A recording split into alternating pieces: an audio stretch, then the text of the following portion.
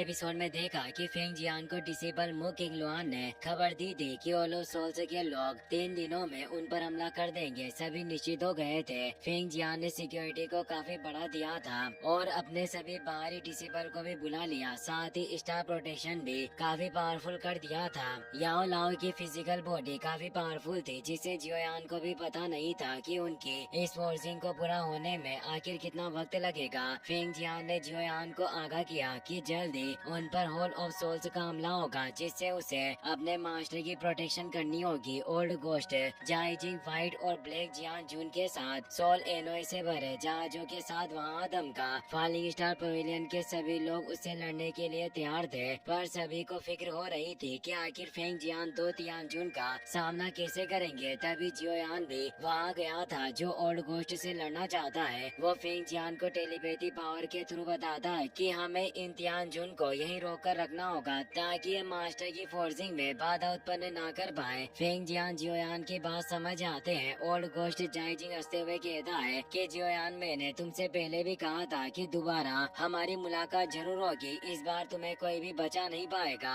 Kinglin जियोयान से कहती है कि मैं इस आखिरी वाले व्हाइट तियानजुन से फाइट करना चाहती हूँ, इसीलिए तुम इसे मुझे संभालने दो। जियोयान सोचता है कि किंगलिन भले ही फाइट वेनरेट के 1 स्टार पर हो, लेकिन इसके पास triple Z, green snake flower pupil और 9 हेडेड एशियन स्काई सरपेंट की सोल बॉडी मौजूद है, इसीलिए इस व्हाइट तियानजुन को संभालने में सक्षम होनी चाहिए। और वो किंगलिन को इसे संभालने की परमिशन दे देता है। साथ ही कहता है कि तुम्हें काफी केयरफुल रहना होगा। तीनों तियानजुन हंस रहे थे। वो कहते हैं कि अगर तुम सभी ने डिसाइड कर लिया है कि तुम सभी को आखिर कैसे मरना है, तो आओ अब फाइट करते हैं। ओल्ड गोस्ट जाइजिंग अपने सभी साथियों को इशारा करते हुए कहता है कि फॉलिंग स्टार पवेलियन में खून की नदियां बहा दो। सभी सोल एनोय तेजी से अटैक करने आते हैं। जियोयान अपने सभी साथियों के साथ लड़ने के लिए तैयार हो गया और आगे बढ़ा। पूरे फॉलिंग स्टार पवेलियन में एक भयानक युद्ध छिड़ गया था, जिससे पूरा फॉलिंग स्टार पवेलियन हिल रहा होता है। मास्टर याओ लाओ अभी भी फोर्जिंग प्रोसेस से जूझ रहे होते हैं। उन्हें काफी दर्द हो रहा था, साथ ही वो इन तेज झटकों को महसूस भी कर पा रहे थे। सभी डिसेबल बहादुरी से सोल एनोय से लड़ रहे होते हैं। किंग लिन ने व्हाइट तियानजुन का ध्यान अपनी तरफ आकर्षित कर लिया था, जिससे वो उसके पीछे पड़ गया था और अब वो एक पावरफुल मूव को एक्टिवेट करते हुए अपने सोल चेन से उस पर अटैक करता है। पर किंग लिन अपनी triple Z green snake flower प्यूपिल को एक्टिवेट कर लेती है, जिससे ही वो उस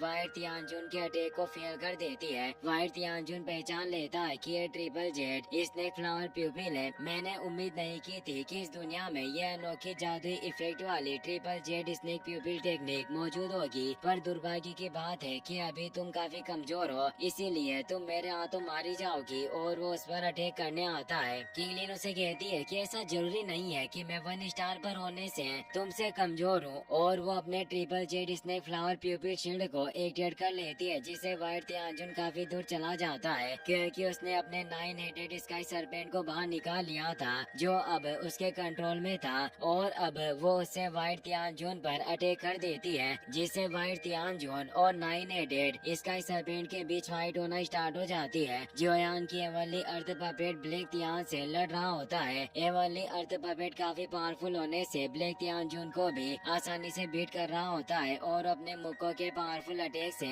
उसे दूर फेंक देता है, जिससे ब्लैक तियानजुन एक पहाड़ से जा टकराया। ब्लैक तियानजुन को काफी गुस्सा आता है। वो बोलता है कि आखिर एक पपेट मेरे जैसे 4 स्टार फाइट वेनरेट का सामना कैसे कर सकती है। वाकई पपेट काफी रेयर है और अब वो वापस से उससे फुल पावर से लड़ने लग जाता है। वहीं हम एल्डर तियानवो को देखते हैं, जो होल ऑफ सोल्स के एल्डर से फाइट कर रहे होते हैं और वो अपने बोतल से मदिरा पान करते हुए एक तेज फुकार मारते हैं, जिससे वो उन एल्डर को जला देते हैं। लिटिल फेई डॉक्टर भी सोल एनोय के साथ फाइट कर रही होती है और अपने वेफुल पॉइजन को फैलाकर उन सभी को खत्म कर रही थी। वहीं जियोयान ओल्ड गोस्ट जाइजिंग से लड़ रहा होता है। जियोयान ने अपने स्काई फायर थी मिस्टीरियस चेंज को एक्टिवेट किया था, जिससे उसकी पावर काफी ज्यादा बढ़ने से वो आसानी से ओल्ड गोस्ट का सामना कर पा रहा था, जिससे ओल्ड गोस्ट खुद को कमजोर महसूस कर रहा होता है। वो सोचता है कि इस लड़के ने सिर्फ 1 साल में खुद को इतना पावरफुल बना लिया कि ये मेरे जैसे एक 5 स्टार फाइट वेनरेट के खिलाफ लड़ने में भी सक्षम है।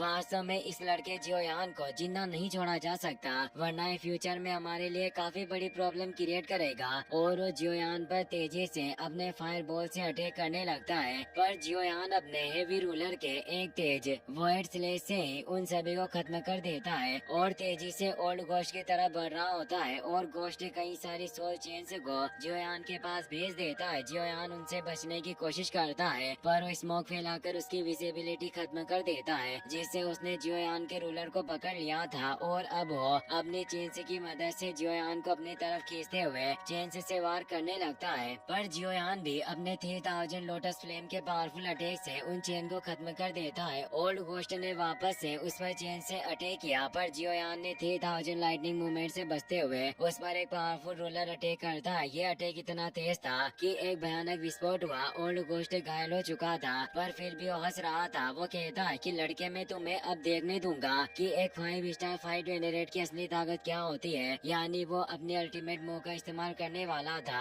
ओल्ड घोस्ट एक वॉइड क्रैक में हाथ डालकर अपनी स्वॉर्ड को बाहर निकाल लेता है, जो उसका सबसे पावरफुल वेपन था। इससे वो अपनी अल्टीमेट टेक्निक को एक्टिवेट करने लगता है, जिससे वो एक जाइंट वॉइड क्रैक को क्रिएट कर लेता है, जिसमें वो एक तेज एनर्जी भेजकर स्टार शेडरिंग स्लैश को एक्टिवेट करने लगा। जियोयान ने देखकर अपने हेवी रूलर को स्पेस रिंग में रख लेता है और एक तेज हेवनली एनर्जी को एक्टिवेट करते हुए वो फाइट संत की heavenly skill great heaven creation palm को क्रिएट करने लगता है, जिससे वहाँ तेज एनर्जी वॉइड क्रैक दिखाई देते हैं, जिससे वो जाइंट हैंड बाहर आते हैं। लेकिन अब ओल्ड घोस्ट ने अपने स्टार शेडरिंग स्लैश को पूरी तरीके से एक्टिवेट कर लिया था, जिससे वो जियोयान पर उस स्लैश से अटैक कर देता है। जियोयान भी ग्रेट हेवन क्रिएशन पाम के डेवोरिंग पावर को एक्टिवेट कर लेता है, जिससे वो हैंड आसपास की सभी चीजों को अंदर खींचने लगते हैं। हॉलो सोल्स के सोल एनॉय उस वैक्यूम पावर से बच नहीं पाते और वो उस हेवन क्रिएशन पाम के गोले में खींचे चले जाते हैं। ओल्ड घोस्ट का स्टार शेडरिंग स्लैश भी उसके सामने मामूली था और वो हेवन क्रिएशन पाम उसे भी अपने अंदर एजो कर लेता है। ये देखकर जायजिंग परेशान हो जाता है। उसे पता चल चुका था कि ये फाइट संत की हेवनली रैंक की कॉम्बैट स्किल है, पर आखिर ये इस लड़के के पास कैसे आई? जरूर इसने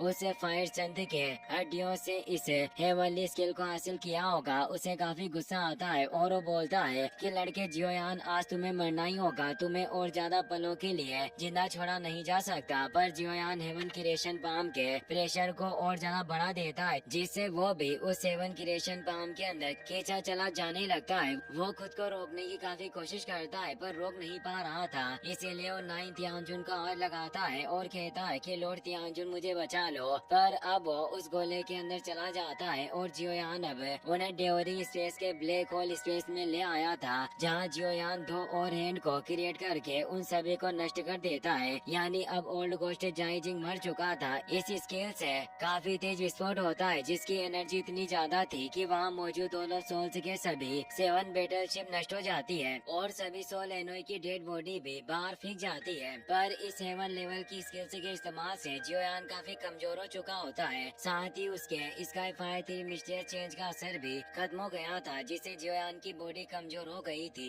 तभी वहाँ 9 हेवन से सोवरेन यानी नोवी तियांजुन की आवाज आती है, जिसका असली नाम मोयू होता है। वो कहती है कि जाइजिंग, तुम्हें क्या लग रहा था कि मैं तुम्हें बचा लूंगी? तुम 5 स्टार फाइट वेनरेट होते हुए भी एक जूनियर के सामने गिर गए, जबकि तुम एक तियांजुन थे। मेरे हिसाब से तो तुम ओलो सोल्स के एक नकली तियांजुन हो, जिसकी अब कोई औकात नहीं रह गई थी, जिससे तुम्हारा मरना ही ठीक था। इस आवाज से जियोयान परेशान हो गया था, क्योंकि उसे समझ आ गया कि जरूर यहाँ एक और तियांजुन मौजूद है। 9 तियांजुन जियोयान से कहती है कि तुम जियो फैमिली के लड़के हो और अब वो धीरे धीरे जियोयान के करीब बढ़ रही थी। वो बोलती है कि लड़के, तुम्हारे पास इतना प्रभावशाली हेवनली लेवल की कॉम्बैट स्किल है। वाकई जियो जुआन के वंशज से जैसी उम्मीद की जाती थी, तुम वैसे ही हो। मैं ये जानने के लिए काफी क्यूरियस हूँ कि तुम इतनी कम उम्र में होने के बावजूद भी फाइट वेनरेट के लेवल पर कैसे पहुँच गए। क्या ऐसा हो सकता है कि जियो कबीले की छोड़ी हुई गॉड ब्लड लाइन वापस से सक्रिय हो गई हो? जियोयान गॉड ब्लड लाइन सुनकर हैरान होता है। 9 हेवन से सोरेन कहती है कि सिचुएशन को देखकर ऐसा नहीं लगता कि सालों से सोई हुई जियो क्लेन की गॉड ब्लड लाइन वापस से जाग सके